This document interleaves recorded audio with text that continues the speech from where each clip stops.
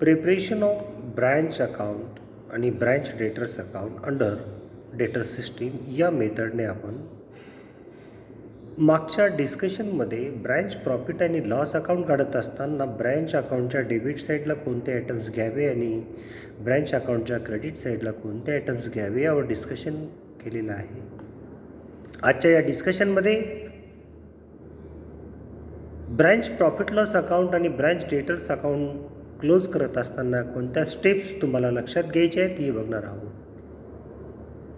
तर सर्वात अगोदर पहिल्या स्टेपमध्ये जे ट्रान्झॅक्शन्स असतात, वर्षभरामध्ये जे ट्रान्झॅक्शन झालेले असतात किंवा जे आयटम्स दिलेले असतात ते आयटम्स ट्रान्सफर करून घेणे ही फर्स्ट स्टेप आपणास लक्षात घ्यायची आहे. ब्रँच अकाउंटच्या डेबिट साईडला आणि ब्रँच अकाउंटच्या क्रेडिट साईडला जे स्पेसिफिक आयटम आहे ते घ्यायचे असतात आणि ब्रँच डेटर्स अकाउंटला ओपनिंग आणि क्लोजिंग बॅलन्स दिलेले असतील तर ते घ्यायचे असतात. त्यानंतर स्टेप नंबर 2 लक्षात घ्यायची आहे. जर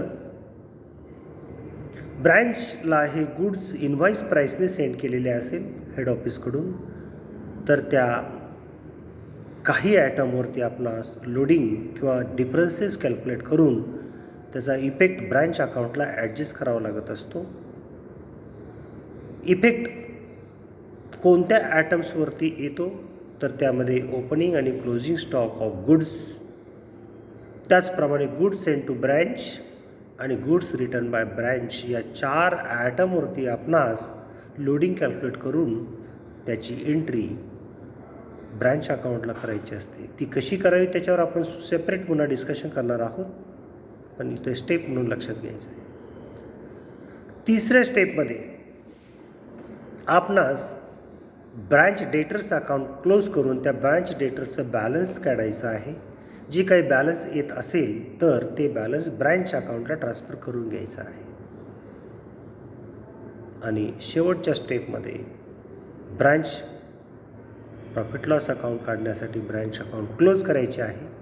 डेबिट साईड जास्त असेल तर लॉस येतो आणि ब्रँचची क्रेडिट साईड जास्त असेल तर ब्रँच प्रॉफिट लॉस येत असतो आणि सर्वात शेवटी हा प्रॉफिट जनरल P&L अकाउंटला ट्रान्सफर होत असतो.